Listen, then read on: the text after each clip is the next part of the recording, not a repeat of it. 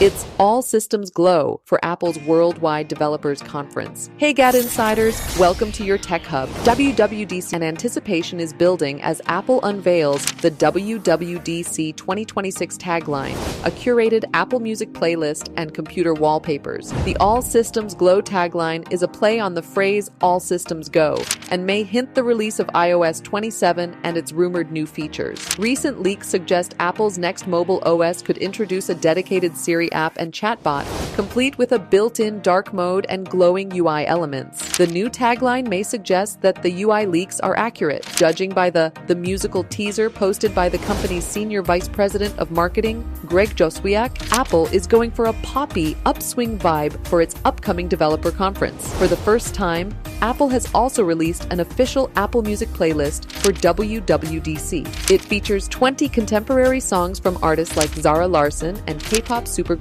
BTS. WWDC 2026 key art wallpapers are out too, which you can download from Apple's Glow All Out developer blog.